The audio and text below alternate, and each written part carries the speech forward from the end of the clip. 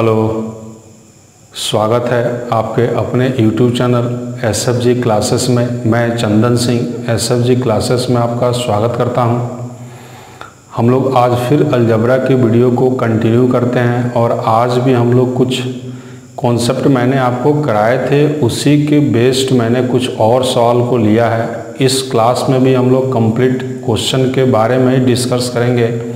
तो मेरा ये आपसे गुजारिश रिक्वेस्ट दोनों है कि आप इससे पहले वाले पार्ट को ज़रूर देखें। कॉन्सेप्चुअल बात मैंने वहाँ बताया है, उसी चीज़ का मैं यहाँ भी क्या करूँगा, यूज करूँगा।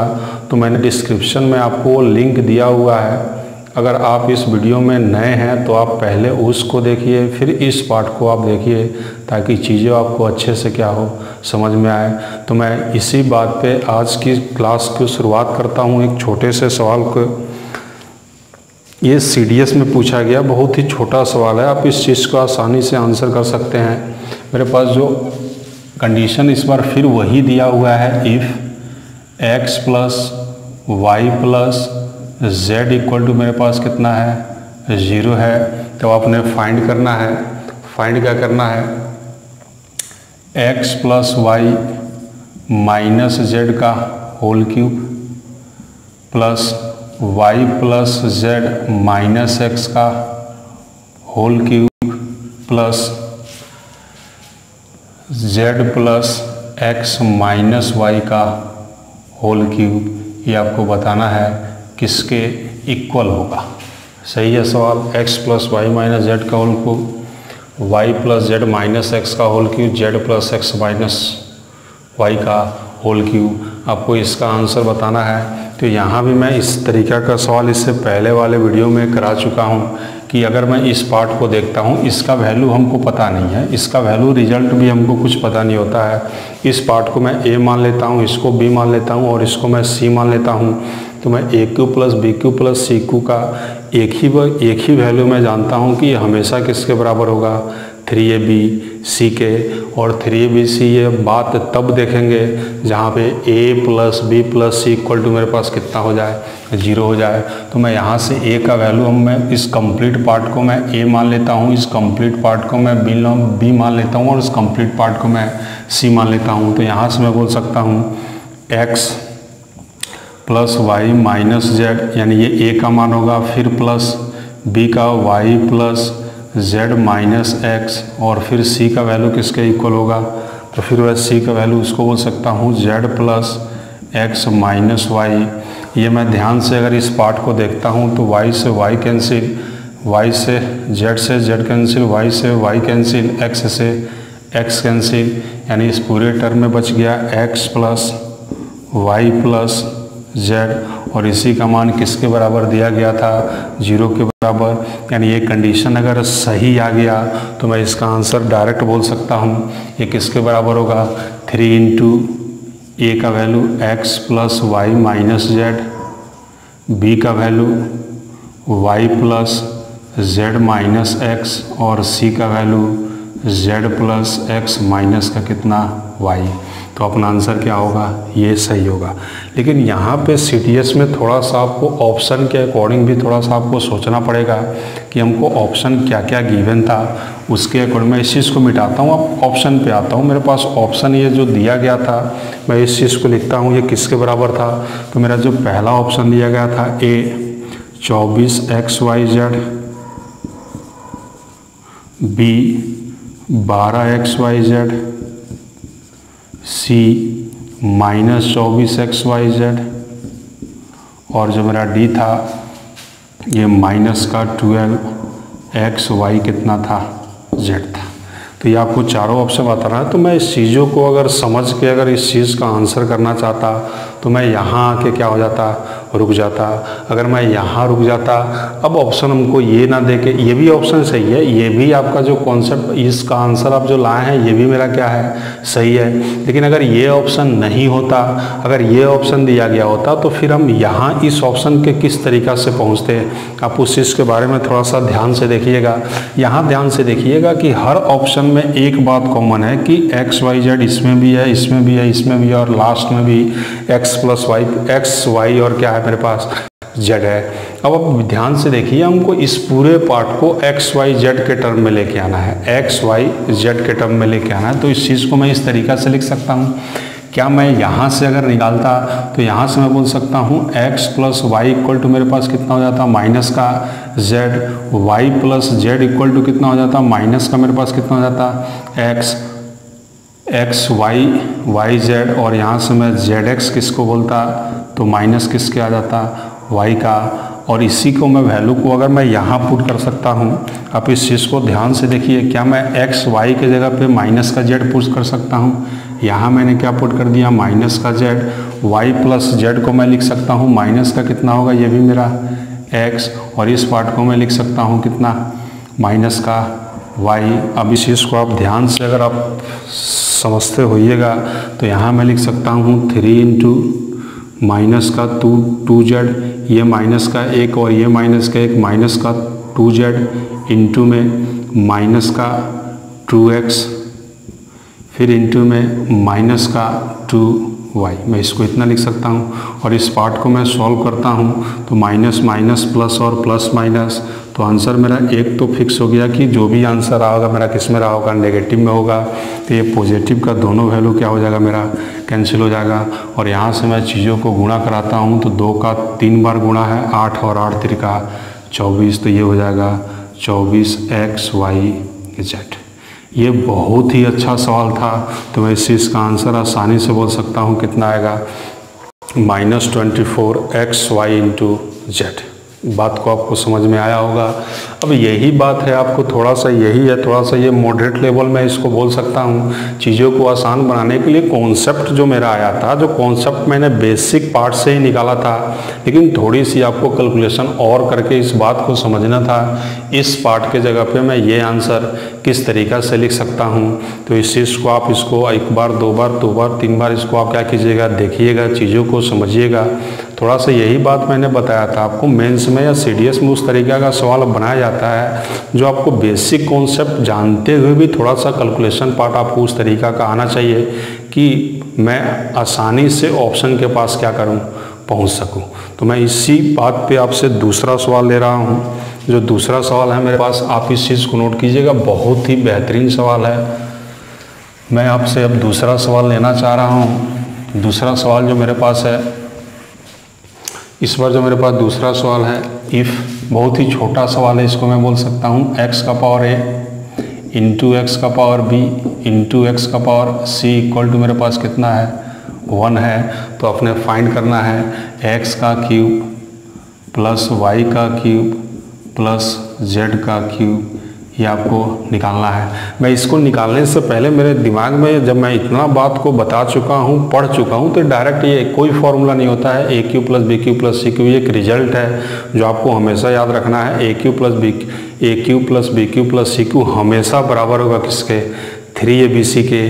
लेकिन ये 3abc हम आंसर तब करेंगे जब हमको a plus B plus C equal to क्या मिल जाए, 0 मिल जाए।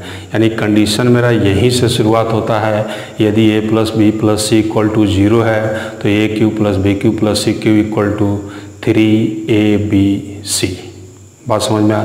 तो इसका भी आंसर मैं 3abc ही बोलूँगा, लेकिन मैं 3abc तब बोलूँगा जब इस कंडीशन से हमको x plus y plus z या a plus B plus C equal to क्या मिल जाए, 0 मिल जाए। तो आप ये बात को आसान बहुत अच्छे से जानते होइएगा कि अगर किसी भी कोई भी संख्या अगर प्रोडक्ट में अगर बेस सेम हो जाता है तो मैं पावर को क्या कर देता हूँ, जोड़ देता हूँ। तो यहाँ मैं लिखूँगा x का power a plus B plus C equal to कोई भी संख्या का पावर 0 अगर हो जाता है तो वो वैल्यू किसके बराबर हो जाता है, 1 के इक्वल। लेकिन हमको किसके रेस्पेक्ट में सोचना है, x के रेस्पेक्ट में, और यहाँ हमको 1 चाहिए। तो क्या मैं इस पार्ट को x का पावर 0 लिख सकता हूँ। Something to the power 0 equal to मेरे पास क्या होता है, 1 आता है। क्या दोनों का बेस मेरा सेम हो गया तो पावर भी इक्वल होगा। तो a plus B plus C equal to मेरे पास कितना आ गया, 0 आ गया। और जैसे ये 0 आता है तो मैं बोलूँगा आसानी से, जैसे ये 0 हो सकता है तो मैं आसानी से इस बात को बोल सकता हूँ इसका आंसर किसके बराबर होगा। तो इसका आंसर होगा आपको 3abc z। ये भी बात आप समझ पाए होइएगा। मैं थोड़े से और इस बात को आपको एकदम क्लियर करता हूँ, इसमें कोई दिक्कत नहीं आनी चाहिए। ये बहुत छोटा सवाल था। मैं एक और क्वेश्चन लेता हूँ। थोड़ा सा मैं यहाँ से चीज़ों को आपको बढ़ाते हुए ऊपर लेके चलता हूँ। आप चीज़ों को ध्यान से समझिए। आपने इस बार फाइंड करना है, कोई कंडीशन आपको गिवन नहीं है, कोई कंडीशन गिवन नहीं है, और आपको फाइंड करना है। और आपको फाइंड करना है इस बार a माइनस बी का whole square, a minus B का होल स्क्वायर बटा में b minus C into C minus A plus b minus C का होल स्क्वायर बटा में है a minus B into C minus A plus c minus A का whole square बटा में क्या है, तो a minus B into B minus C. इसका वैल्यू आपने बताना है ये किसके बराबर होगा। तो इस चीज़ को आपको देख के घबराना नहीं है कि इस चीज़ को मैं किस तरीक़ा से तोड़ के आंसर लाता हूँ। आप इस चीज़ों को ध्यान से देखते होइएगा। तो मैंने एक रिजल्ट आपको कराया था, ये हमेशा वैल्यू किसके बराबर होता है, ये वैल्यू हमेशा किसके बराबर होता है, तो ये 3 के इक्वल होता है। लेकिन 3 के इक्वल तब होगा जब a प्लस बी प्लस सी का मान किसके बराबर हो, 0 के। तो क्या इस पार्ट को मैं कंप्लीट को अगर a मान लेता हूँ, इसको b मान लेता हूँ और इसको मैं c मान लेता हूँ, तो यहाँ भी बात मैं आसानी से बोल सकता हूँ। यहाँ भी बोल सकता हूँ क्या मेरे पास आएगा, a minus B plus B minus C plus C minus A. क्या इससे ये कैंसिल आउट हो जाएगा, तो क्या जो मेरा रिजल्ट बन गया 0 बच गया। और जैसे ये 0 बचा तो मैं बोल सकता हूँ, मैं ये रिजल्ट आपको लिखाया हूँ a स्क्वायर अपॉन में b c plus b square upon में c a plus c square upon में ए बी। हमेशा ये किसके बराबर होगा, 3। क्या यही टर्म यहाँ भी दिया गया है। तो इस चीज़ को आप ध्यान से देखते होइएगा तो पाते होइएगा कि इसका रिजल्ट ही फिक्स होता है किसके इक्वल, 3 के इक्वल। तो मैं इस पार्ट को आसानी से बोल सकता हूँ। ये मैंने फॉर्मेट करा चुका है और वहीं से इस बात को मैं डायरेक्ट बोल सकता हूँ कि ये आंसर किसके इक्वल होगा, 3 के इक्वल होगा। क्योंकि ये रिजल्ट जो बन रहा है a square by b c plus b square by c a plus c square by a b, और ये रिजल्ट किसके बराबर होता है, 3 को। इससे पहले वाले वीडियो में मैंने इस रिजल्ट को कराया है। अगर आपको ये चीज़ें समझ में नहीं आती है तो आप इससे पहले वाले वीडियो को ज़रूर देखिए, ताकि कॉन्सेप्ट आपका क्या हो, एकदम क्लियर होते चले और चीज़ें भी क्या हो, आसानी से दिखे, ताकि पढ़ने में भी क्या हो, मज़ा आए। बात समझ में आ रहा है। मैं थोड़ा सा एक और सवाल आपसे ले रहा हूँ। इस बार जो मेरे पास है, इस बार जो वैल्यू है मेरे पास, ये भी छोटा ही सवाल है इसी तरीक़ा का।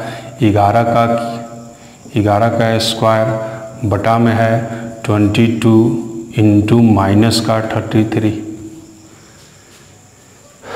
प्लस 22 का स्क्वायर बटे में होगा माइनस का 33 इंटू 11 प्लस माइनस 33 का स्क्वायर और बटा में 11 इंटू 22। तो क्या ये भी टर्म इसी के ऊपर है, a square by b c plus b square by c a plus c square by a b. और ये टर्म अगर आता है तो आपने ध्यान रखना है कि हमको a प्लस बी प्लस सी भी क्या लेके आना है, 0 के इक्वल। जहाँ a का मान 11 प्लस b का मान 22 और c का मान -33। क्या ये कैंसिल आउट होकर 0 होगा, और 0 होगा तो मैं इसका रिजल्ट जानता हूँ किसके इक्वल, 3 के इक्वल। क्या यही पैटर्न यहाँ भी आपको लिखा गया है, तो सेम यही लिखा गया है, तो मैं इसका भी आंसर किसके इक्वल बोल सकता हूँ, 3 के इक्वल बोल सकता हूँ। तो इस बात को भी आप समझिए और यहाँ से क्या कीजिए, आप बातों को समझिए और समझ के क्वेश्चन का आंसर देने का कोशिश कीजिए।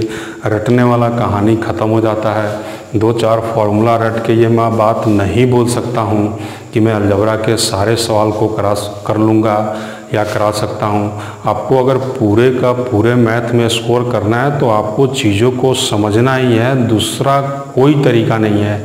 चीज़ों को समझना है, उससे इम्प्लीमेंट क्वेश्चन पे करना है और सवाल का आंसर हमको आसानी से क्या करना है, निकालना है। तो मैं उम्मीद करता हूं कि जो क्वेश्चन मैं आपको करा रहा हूं ये आपको अच्छे से समझ में आता होगा और यही सब सवाल पेपर में क्या किया जाता है, पूछा जाता है। मैं एक और सवाल लेता हूं, आप इस चीज़ का आंसर बताइएगा, इसका आंसर कितना होगा। अब जो इस बार मेरे पास है इफ़ कंडीशन इस बार गिवन है, if a plus B plus C equal to मेरे पास 0 है, a plus B minus C का whole cube plus b plus C minus A का whole cube plus c plus a minus B का whole cube, ये किसके equal है, ये आपने क्या करना है, इस बार फाइंड करना है। और इस बार मैं ऑप्शन आपको दे देता हूँ, फिर वही ऑप्शन मैं ले रहा हूँ, प्लस का 24abc माइनस का 24abc प्लस का 12abc और माइनस का 12abc और ये 4 क्या है आपके पास ऑप्शन है। आपको बताना है कि इनमें से कौन सा आंसर क्या होगा मेरे पास सही होगा। तो मैं वही बात फिर आपसे बोल रहा हूँ, मैंने शायद इसी तरीक़ा का सवाल थोड़ा सा वैल्यू आपको चेंज है।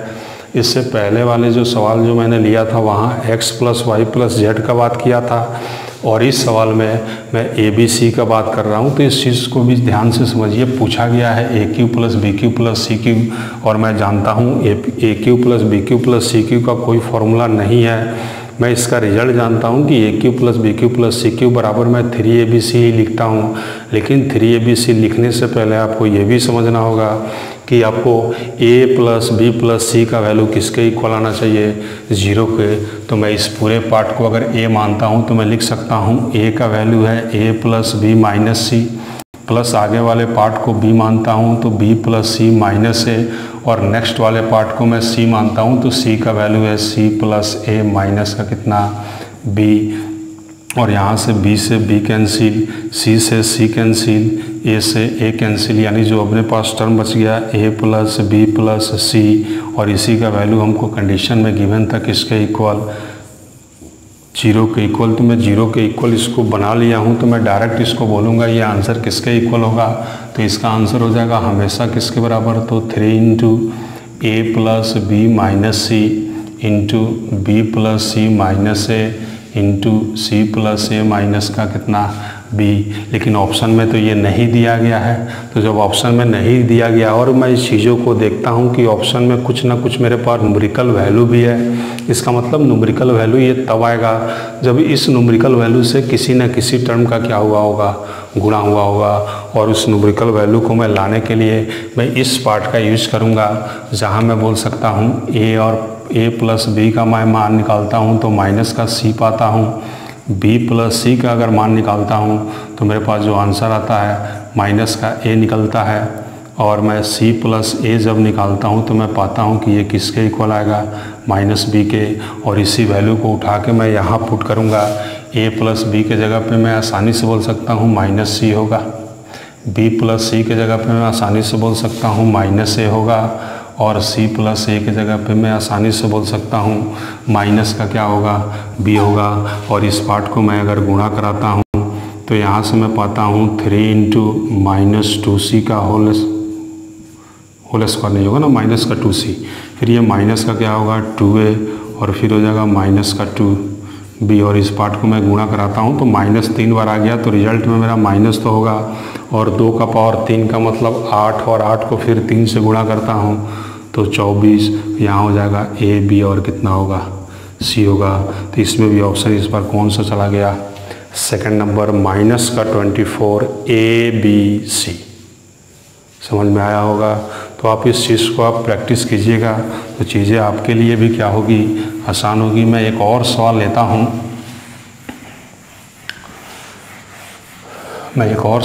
हूँ, और इस चीज़ को आप ध्यान से देखिए, क्वेश्चन करने का कोशिश कीजिए कि क्वेश्चन जो चेंज हो रहा है किस किस हिसाब से क्या हो रहा है, मेरे पास चेंज हो रहा है। अब मेरे पास जो सवाल आता है इस बार मेरे पास जो कंडीशन गिवन है, यहाँ भी मैं x cube plus y cube plus z cube के ही मैं बारे में क्या करूँगा, बात करूँगा। तो इस बार जो मेरे पास क्वेश्चन जो दिया गया है, if x plus y equal to मेरे पास कितना है, इक्वल टू मेरे पास 5 है y plus z equal to मेरे पास कितना है, तो इक्वल टू 4 है। Z plus x equal to मेरे पास कितना है, 11 है। और यहाँ भी आपने फाइंड करना है एक्स का क्यूब प्लस वाई का क्यूब प्लस जेड का क्यूब इक्वल टू कितना होगा। और मैं इसका ऑप्शन भी लिखता हूँ 320, 321, 322, 340, ये मेरे पास 4 ऑप्शन है। आपको बताना है कि इसका सही आंसर कितना होता। मैं एक बार सवाल को मिला लेता हूँ, आप ध्यान से इस चीज़ को देखिएगा। मेरे पास इस बार x प्लस वाई का वैल्यू 5 के इक्वल है, y प्लस जेड का वैल्यू मेरे पास 4 के इक्वल है, z प्लस x का वैल्यू मेरे पास 11 के इक्वल है। तो आपने फाइंड करना है x cube plus y cube plus z cube. और मेरे पास जो ऑप्शन है 320, 321, 322, 322 और 340। तो आप इस चीज़ को क्या कीजिए, ध्यान से कीजिए कि मेरे पास तरीका क्या होगा इस टर्म को करने का। तो मैं फिर यहाँ भी ध्यान से देखता हूँ। इस बार हमको पता चल गया x cube plus y cube plus z cube का ही मान निकालना है। और ये मैं बात आसानी से जानता हूँ कि A cube plus B cube plus C cube बराबर होता है 3abc। लेकिन 3abc में उस चीज़ को डायरेक्ट नहीं लिख सकता हूँ, हमको कुछ कंडीशन को भी चेक करके बोलना होगा। तो वो कंडीशन मेरे पास वही आता है कि तीनों का सम यानी a प्लस बी प्लस सी का मान किसके इक्वल हो, 0 के इक्वल हो। और यहाँ पे 0 होने का कोई चांस ही नहीं है। तो फिर इसको सॉल्व करने का मेरे पास क्या तरीका होगा, मैं उसी चीज़ के बारे में क्या कर रहा हूँ, आपसे बात कर रहा हूँ। तो आप इस चीज़ को अगर ध्यान से देखते होइएगा।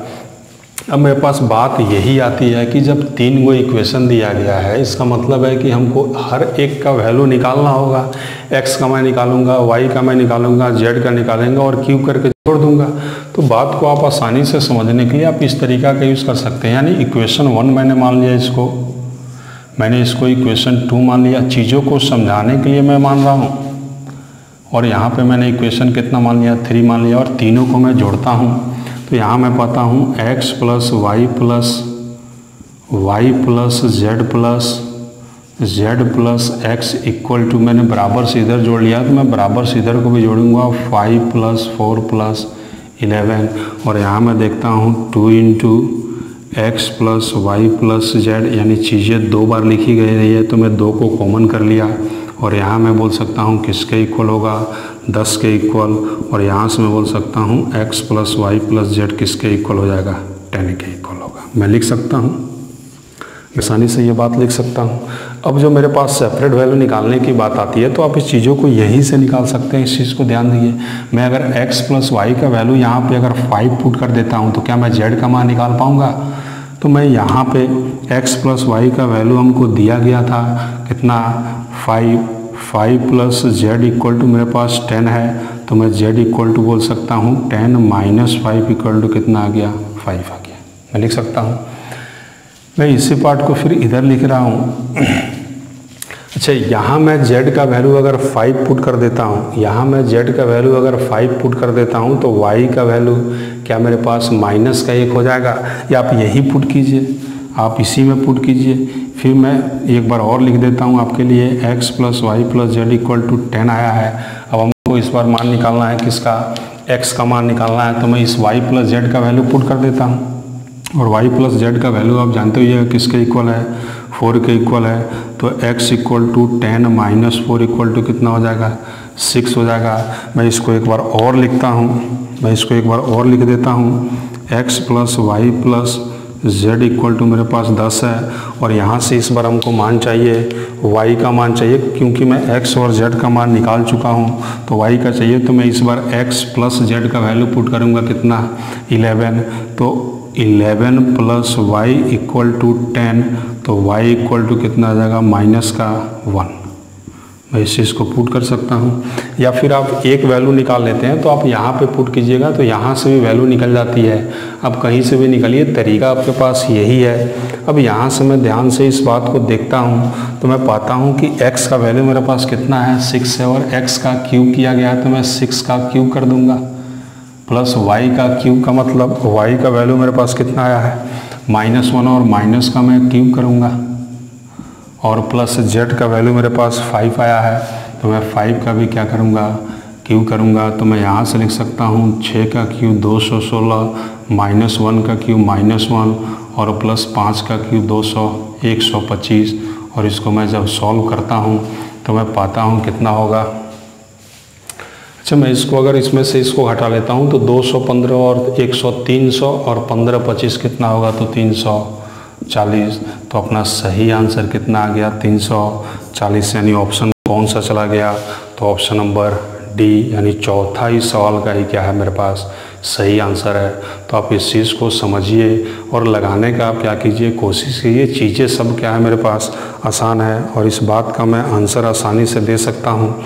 अब जो मेरे पास नेक्स्ट मैं जब सवाल ले रहा हूँ उस चीज़ को आप ध्यान से देखिएगा। इस बार मैं इसको मिटाता हूँ, थोड़ा सा मैं लेवल को अब धीरे धीरे क्या कर रहा हूँ, बढ़ा रहा हूँ। आप चीज़ों को समझते चलिएगा और इसका आप कंप्लीट एक नोट्स बनाइए, ताकि जब पेपर देने जाऊँ उससे पहले मैं इकट्ठे को एक साथ क्या करूँ, प्रैक्टिस करूँ और मैं पेपर दूँ, ताकि मेरा सवाल का कोई भी पेपर छूटे नहीं। अब जो मेरे पास सवाल है इस बार x का क्यूब, इस बार जो मेरे पास कंडीशन है, इफ़ x का क्यूब प्लस y का क्यूब प्लस z का क्यूब इक्वल टू, ये किसके इक्वल दिया गया है, तो मैं बोल सकता हूँ 13 के इक्वल है। और फिर इसके बाद से जो कंडीशन है x plus y plus z equal to, ये वैल्यू किसके इक्वल है, 1 के इक्वल है। एक कंडीशन और गिवन है x y z का वैल्यू भी किसके इक्वल है, 1 के इक्वल है। तो इस बार आपने फाइंड करना है, तो इस बार आपने फाइंड करना है x y y z z x, यानी ये वैल्यू आपने क्या करना है, फाइंड करना है। मैं एक बार इस चीज़ को मिला लेता हूँ, x का क्यूब प्लस y का क्यूब प्लस z का क्यूब इक्वल टू 13 का इक्वल है, x plus y plus z equal to 1 के इक्वल है, x y z equal to 1 के इक्वल है। तो आपने फाइंड करना है x y plus y z plus z x, उसका वैल्यू आपको क्या करना है, फाइंड करना है। तो आप चीज़ों को ध्यान से समझते होइएगा। तो एक मैंने फार्मूला कराया था, पहले तो आप इसका थोड़ा सा दिमाग लगा के बात को समझिए। यहाँ इस बार x y z का भी वैल्यू दे दिया गया है और यहाँ से ये पूछा गया है, तो मैं इस चीज़ को बोल सकता हूँ सब का सब एक फार्मूला का टर्म बन रहा है, सब एक ही फार्मूला का क्या हो रहा है, टर्म बन रहा है। तो यहाँ से मैं इस चीज़ को बोल सकता हूँ x का क्यूब, मैं यही बेसिक रिजल्ट जानता हूँ, x का क्यूब प्लस y का क्यूब प्लस z का क्यूब माइनस 3xyz, ये किसके इक्वल होगा। तो मैंने 2-3 फार्मूला कराया था, उसमें से मैं डायरेक्ट तरीके पे लेके आपको चल रहा हूँ। मैं यहाँ से बोल सकता हूँ x plus y plus z into x plus y plus z का मेरे पास क्या है, होल स्क्वायर है। मैं इसको मजिलका ब्रैकेट में रख रहा हूँ, इसको होल स्क्वायर माइनस का 3 into x y plus y z plus z x, मैं इसको इतना लिख सकता हूँ। ये फार्मूला मैंने कराया हुआ है। अब यहाँ से आपको वैल्यू गिवन है, आप इस चीज़ का क्या कीजिए, वैल्यू को पुट कर दीजिए। टोटल चीज़ पता है, मैं वैल्यू पुट कर सकता हूँ, इसके बराबर में मैं 13 पुट कर सकता हूँ, माइनस इसके जगह पे मैं 1 पुट कर सकता हूँ। तो माइनस का क्या होगा, मेरे पास 3 होगा, equal to x plus y plus z, क्या इसके जगह पर भी मैं 1 पुट कर सकता हूँ। तो 1 होगा इंटू इसको मैं फिर 1 पुट करूँगा, ये वैल्यू हमको पता है ये 1 के इक्वल है। तो ये 1 का क्या होगा, स्क्वायर होगा और minus 3 into x y plus y z plus z x, मैं इसको इतना लिख सकता हूँ आसानी से। आप इस बात को समझिए। और इस चीज़ को मैं कैंसिल करता हूँ तो 10 पाता हूँ, इक्वल टू के इधर मैं 10 पाता हूँ, 1 से मैं मल्टीप्लाई कर देता हूँ तो सेम यही वैल्यू रह जाएगी। 1 का square 1 minus 3 into x y plus y z plus z x, मैं इस चीज़ को इतना लिख सकता हूँ। इसको कैलकुलेट करने के बाद से ये बचेगा, फिर मैं इसको इधर लेके आता हूँ तो ये 9 इक्वल टू माइनस का 3 into x y plus y z plus z x, और यही वैल्यू हमको चाहिए था। तो मैं इस 3 को इधर लेके आता हूँ तो 9 बाई माइनस का 3 equal to x y plus y z plus z x, और मैं इसको यहाँ से जब कैंसिल आउट करता हूँ तो मैं आंसर पाता हूँ ये किसके इक्वल होगा, तो -3 के इक्वल होगा। तो मैं इसका आंसर बोलूँगा ये किसके इक्वल होगा, -3 के इक्वल होगा। आप इस बात को समझते होइएगा। एक बार ये प्रोसेस को आप एक बार समझिएगा, इसको 2 बार 4 बार क्या कीजिएगा, आप प्रैक्टिस कीजिएगा, ताकि बात आपको क्या हो, अच्छे से समझ में आए। तो इस सवाल का सही आंसर मेरे पास क्या होता, -3। क्या ये रेंज से बाहर तो नहीं गया है? अगर बाहर गया भी होगा तो मैं बोल के आपको पढ़ा रहा हूँ, तो थोड़ा सा ही आप बात आवाज़ से भी समझिएगा। अगर ये नज़र आता होगा तो यहाँ से आप चीज़ों को x y + yz + z का वैल्यू निकालना है। तो कैलकुलेशन ही पार्ट को मैंने 2-4 स्टेप में किया है, तो आप उस चीज़ को आप खुद से क्या कीजिएगा, सोचिएगा, क्योंकि हमको लगता नहीं है कि ये रेंज से बाहर है। अगर हुआ होगा तो आप चीज़ों को समझिएगा, खुद से भी प्रयास कीजिएगा कि इसका मैं आंसर निकाल पाऊँ। मैं और एक सवाल की ओर चलता हूँ। इस पर जो कंडीशन गिवन है आप इस चीज़ को नोट कीजिएगा। मैं एक सवाल और इधर लिखता हूँ। इस पर जो मेरे पास सवाल है, इफ़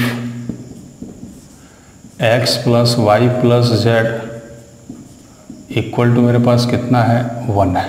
क्या 1 ही है? 1 है। 1/x + 1/y + 1/z इक्वल भी मेरे पास कितना है, 1 है। 1 ही है। इस बार एक और कंडीशन गिवन है, x y z equal to मेरे पास कितना है, -1 है। तो आपने फाइंड करना है x का क्यूब प्लस y का क्यूब प्लस z का क्यूब। ये वैल्यू आपने क्या करना है, फाइंड करना है। इसका आंसर बताना है ये किसके इक्वल होगा। फिर यही बात है, आपको इस तरीक़ा का सवाल मिलता है मेंस में, ताकि दिक्कत होती है थोड़ी सी, क्योंकि इतना लंबा सवाल होता है, ये होते हैं, तो थोड़ी मोड़ी परेशानी आपको क्या होती होगी, आती होगी। तो आप इस चीज़ को ध्यान से कोशिश कीजिएगा, तो इसमें कहीं कोई दिक्कत नहीं आनी है। केवल मैं आपको वही बात आपको दिखा रहा हूँ कि मैं रटा रटाया बात से आंसर नहीं कर सकता हूँ, और मैं मैथ को रट नहीं सकता। मैथ कंप्लीट कॉन्सेप्चुअल बात होती है, चीज़ों को समझना है और उसी के तर्क पे आपको क्या करना है, आंसर देना है। तो मेरे पास वही है फार्मूला में, मैं जानता हूँ, मैं फार्मूला जानता हूँ, और फार्मूला को मैं रट के बैठा हूँ। अगर मैं रट के बैठा हूँ तो इसको आंसर करने में थोड़ी सी क्या होगी, आपको दिक्कत होगी। अगर मैंने फार्मूला को कई तरीक़ा से लिखना सीखा है तो आप देखते होइएगा, AQ + BQ + CQ - 3BC में मैंने एक और फार्मूला कराया था जो बटा के टर्म में था। तो बटा के टर्म में इस फार्मूला को मैं यहाँ लिखता हूँ, मैं यहाँ क्या करता हूँ, उस चीज़ को लिखता हूँ। अब ध्यान से देखिएगा, x का क्यूब प्लस y का क्यूब प्लस z का क्यूब -3xyz, इसको मैं इस तरीक़ा से लिख सकता हूँ, x + y + z into x + y + z का मेरे पास क्या होगा, whole square -3xyz into 1/x + 1/y + 1/z। मैं इसको इतना लिख सकता हूँ, और ये मैं आपको कंप्लीट वीडियो में बताया हुआ है। अगर ये चीज़ें मैं आपको थोड़ी सी भी परेशानी होती होगी तो आप इससे पहले वाले वीडियो को ज़रूर देखिएगा, ताकि ये चीज़ें आपके लिए क्या हो जाए, आसान हो जाए। और यहाँ पे इस बार मैं चीज़ों को अगर ध्यान से देखता हूँ तो इसमें एक्स्ट्रा बात हमको कुछ नहीं आ रहा है, इसमें एक्स्ट्रा कुछ नहीं, केवल वैल्यू को उठाना है और क्या कर देना है, पुट कर लेना है। और वैल्यू को मैं उठाता हूँ तो मैं यही पाता हूँ कि इसी का तो वैल्यू हमसे पूछा गया था। तो मैं इसको लिखूँगा कितना, x का क्यूब प्लस y का क्यूब प्लस z का क्यूब, यही बात पूछा गया था। और सबका वैल्यू हमें पता है -3। क्या x + y + z का वैल्यू -1 है, तो क्या -1 माइनस से माइनस गुणा होकर ये प्लस का कितना होगा, 3 इक्वल टू, इसके जगह पे मैं पुट करूँगा कितना, 1, इसके जगह भी पुट करूँगा कितना, 1, इसके जगह भी पुट करूँगा -1, और इसके जगह भी पुट करूँगा कितना, मैं 1। अब ध्यान से इसको मैं यहाँ बैठा के लिखा रहा हूँ, 1 इंटू 1 का स्क्वायर 1, और ये माइनस माइनस मिलकर प्लस का कितना, 3 इंटू में कितना है, 1 है। मैं इसको इतना लिख सकता हूँ। ये 1 इंटू कितना हो जाएगा, 3 × 1 = 3 + 1 कितना हो जाएगा, 4, और 4 में मैं 1 से गुणा कराता हूँ तो कितना पाता हूँ, 4। और इस पार्ट में इधर बचा हुआ है मेरे पास x का क्यूब प्लस y का क्यूब प्लस z का क्यूब, ये किसके इक्वल आ गया, 4 के, ये प्लस में 3 है। तो यहाँ से मैं बोल सकता हूँ x का क्यूब प्लस वाई का क्यूब प्लस जेड का क्यूब, ये किसके बराबर होगा? तो 4 - 3 इक्वल टू मेरे पास कितना आ जाएगा? 1। और इस सवाल का सही आंसर भी कितना है? 1 है। तो यही बात है मेरे पास कि अगर फॉर्मूला के टर्म हमको पता होता है कि एक फार्मूला को मैं कई तरीके से लिख सकता हूँ और सारे के सारे तरीके आपको क्या आना चाहिए। अगर नहीं आता है तो थोड़ा सा आपको दिक्कत होगा, लेकिन आपको आना चाहिए। अगर आप पेपर दे रहे हैं, पेपर की तैयारी कर रहे हैं, चीज़ों को आप सीख रहे हैं या लगाना जानते हैं, तो आपको ये सब बात क्या आना चाहिए। और ये कोई भारी बात नहीं है कि चीज़ों को मैं एक दूसरे से रिलेट करके ही निकाला है। तो आप पूरा कॉन्सेप्ट अगर देखना चाहते हैं तो इससे पहले वाले पे जो भी बात अगर समझ में नहीं आती है तो आपको उससे पहले वाले पार्ट को ज़रूर देखना है कि इससे पहले वाले पार्ट में मैंने कुछ बताया तो नहीं है। मैंने बताया है, उसी के तर्क पे मैं आपसे क्या कर रहा हूँ, आंसर पूछ रहा हूँ। तो मैं उम्मीद करता हूँ कि ये 8-10 सवाल जो आपको मैंने कराया है ये बेहतरीन तरीके के सवाल होते हैं और इस चीज़ों को आसान बनाने के लिए आप इस तरीक़ा के रिजल्ट को दिमाग में रखिए और इसका आंसर देने का आप क्या कीजिए, कोशिश कीजिए। तो मैं इसी बात पे आज की क्लास को समाप्त करता हूँ। फिर नेक्स्ट वीडियो में मिलता हूँ और चीज़ों को हम लोग फिर वहाँ भी क्या करेंगे, आगे बढ़ाएंगे।